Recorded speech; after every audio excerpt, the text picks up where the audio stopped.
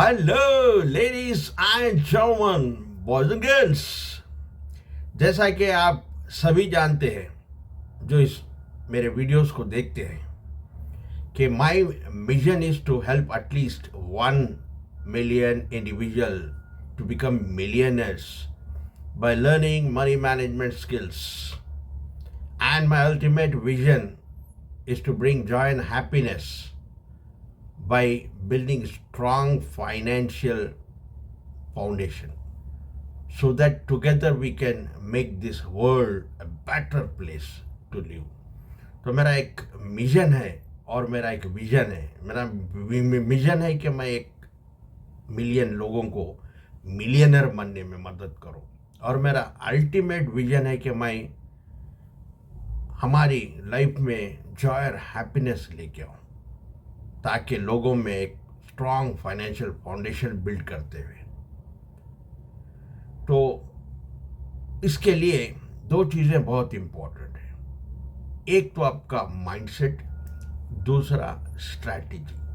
सबसे पहले आपको माइंडसेट बनाना होगा, माइंडसेट पे काम करना होगा। जिस किसी को माइंड मैनेजमेंट और मनी मैनेजमेंट आता है, कोई माइंड मैनेजमेंट और मनी मैनेजमेंट सीख लेता है, तो उसे आगे बढ़ने से दुनिया की कोई ताकत उसे नहीं रोक सकती। वो जीवन में इतना आगे बढ़ सकता है, सफलता की चोटियां छू सकता है। तो आज का टॉपिक बहुत ही इम्पोर्टेंट है। आपको स्टॉक मार्केट या शेयर मार्केट में इन्वेस्ट करने से पहले कुछ चीज़ों का ख़ास ध्यान रखना, कुछ इम्पोर्टेंट पॉइंट्स पे आपको ध्यान देना होगा, ताकि ये पॉइंट्स आपके माइंडसेट को स्ट्रॉन्ग करें। एक ऐसा माइंडसेट बनाए कि आप स्टॉक मार्केट में इन्वेस्ट कर सकें। अगर जब शेयर बढ़ता है या घटता है तो आप परेशान होकर एग्जिट नहीं हो जाए। तो आज उसी पे हम बात करते हैं। कुछ इंपॉर्टेंट पॉइंट डिस्कस करूंगा, ध्यान से सुनिए। नंबर 1, लोगों की सोच ये होती है कि जब किसी शेयर का प्राइस डाउन होता है, गिरता है, तो वो समझते हैं कि ये कंपनी खराब हो चुकी, और किसी शेयर का प्राइस बढ़ता है तो उनके लिए वो कंपनी अच्छी हो जाती है। ये बिल्कुल गलत माइंडसेट है, गलत सोच है। फॉर एग्जाम्पल, आज आप देखेंगे डीमार्ट हो या HDFC बैंक या कोटक महिंद्रा बैंक या TCS, इन्फोसिस, ये सभी कंपनी के शेयर आज डाउन चल रहे हैं, नीचे है। क्या इससे कंपनीज खराब हो चुकी है? नहीं। दूसरी तरफ कुछ ऐसी कंपनी, छोटे कंपनीज है जिसके शेयर लगातार बढ़ रहे हैं। येस बैंक हुआ, डॉल्फिन ऑफशोर हुआ, जाके देखे रोजाना बढ़ रहा प्राइस। इससे वो कंपनीज अच्छी नहीं हो जाती। अच्छी या बुरी कंपनी अपने बिजनेस से होती है, अपने बिजनेस के नेचर से होती है, उसके फाइनेंशियल से होते हैं, उसके रिजल्ट से होती है। तो इस चीज़ का आपको इन्वेस्ट करने से पहले ध्यान होना चाहिए कि शेयर प्राइस यानी कंपनी के शेयर प्राइस से बढ़ने से कंपनी अच्छी नहीं हो जाती, शेयर प्राइस के घटने से यानी डाउन होने से ख़राब नहीं हो जाती। इसलिए आपको सबसे पहले उस कंपनी के बिजनेस के नेचर को समझना होगा। सेकंड पॉइंट आता है, हमारा पर्पस जो है शेयर मार्केट में इन्वेस्ट करने का, पैसे बनाना है, टू मेक मनी, ना कि हमारे अपने आप को हीरो बनाना है। जब हम कोई स्ट्रैटेजी को फॉलो करते हैं, एक स्ट्रैटेजी को हम बैक टेस्ट करते हैं, और जब हमको कंफर्म हो जाए क्या स्ट्रैटेजी काम करती है, उस स्ट्रैटेजी के बेसिस पे हम किसी शेयर को लेते हैं और टेक्निकल टारगेट अचीव हो जाता है, तो हमें एग्जिट ले लेनी चाहिए। हम एग्जिट लेने के बाद अगर शेयर और भी बढ़ता है तो घबराने की ज़रूरत नहीं है, आप गलत नहीं हैं, क्योंकि आपने कोई स्ट्रैटेजी फॉलो की।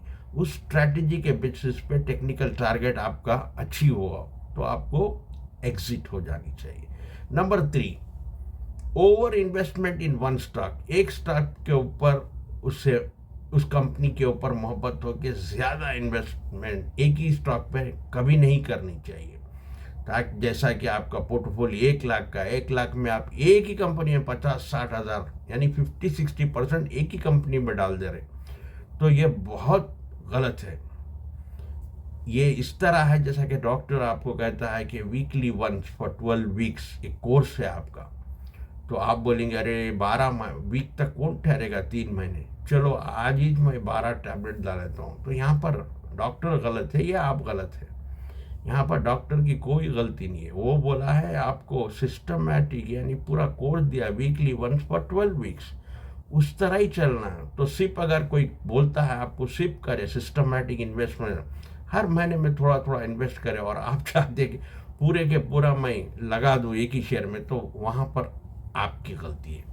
फोर्थ और बहुत इंपॉर्टेंट पॉइंट आता है, क्या हम किसी ऐसी कंपनी में इन्वेस्ट करना चाहे वो जो कर्जे में कुप्पा है, जो बहुत ज़्यादा उसका डेट है।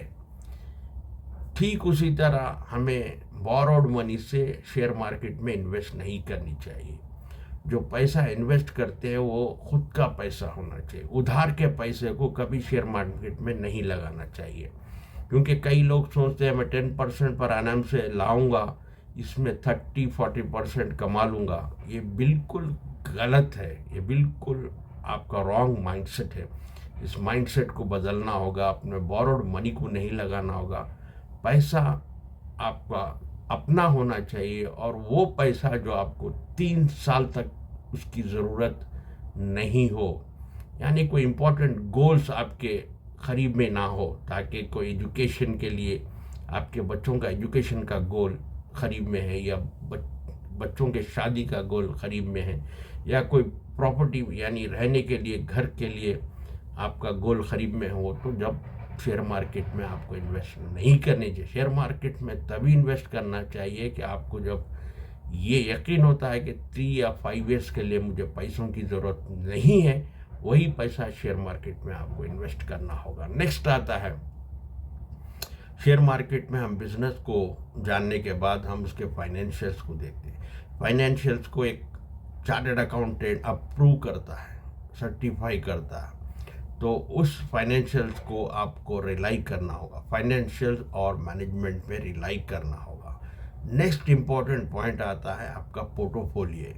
आपने ये प्रॉवर्ब सुना ही होगा, never put all eggs in one basket. एक बास्केट में पूरे अंडे मत रखो, क्योंकि अगर फुटे तो पूरे ही चले जाते। इसलिए पोर्टफोलियो आपका वेल डाइवर्सिफाई होना चाहिए। एक 4-5 अच्छे सेक्टर्स में इन्वेस्ट करना होगा, जैसा कि बैंकिंग, फाइनेंस, ऑटोमोबाइल्स, और आपका एफएमसीजी हुआ, फार्मा हुआ, हेल्थ हुआ।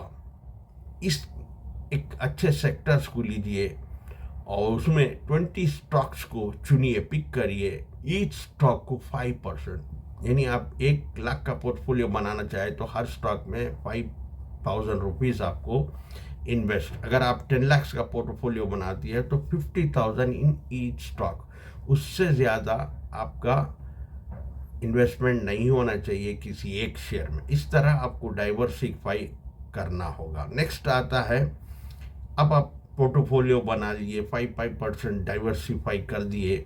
अब ये मत सोचिए कि ये साल में आपको 30% का रिटर्न आएगा, 30% का प्रॉफिट आएगा। इसका ये मतलब नहीं है कि नेक्स्ट ईयर भी 30% आएगा। हो सकता है नेक्स्ट ईयर 40% आए, हो सकता है नेक्स्ट ईयर 20% ही आए, या हो सकता है नेक्स्ट ईयर आपको 10% आए। लेकिन लॉन्ग रन में 5 ईयर्स 10 ईयर्स में CAGR आपको आएगा अच्छा 15 to 18%। नेक्स्ट पॉइंट आता है, लार्ज कैप और स्मॉल कैप में क्या फ़र्क होता है।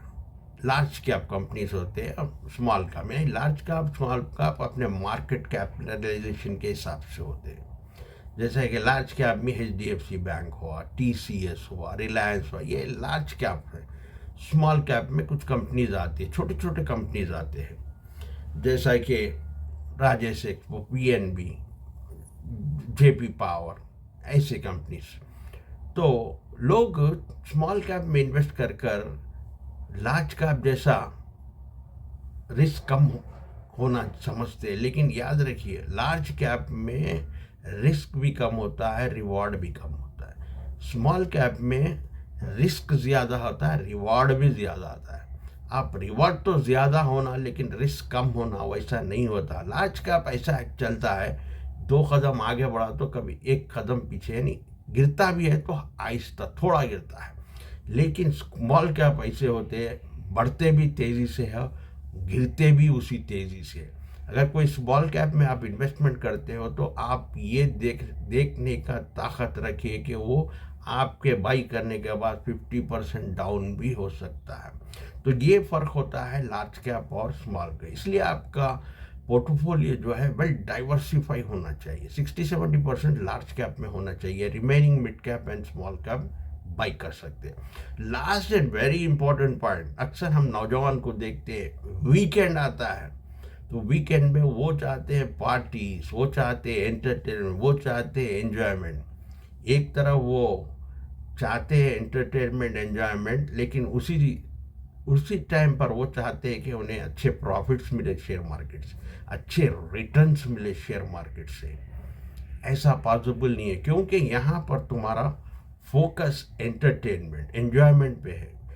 इसीलिए एनएलपी कहता है where your focus goes energy flows. Law of attraction भी इसी की बात करता है। तो आप जो रिजल्ट चाहते हैं, आप जिस जगह से रिटर्न या रिजल्ट चाहते हैं, प्रॉफिट चाहते हैं, तो वहाँ पर 3 चीज़ें देना होगा।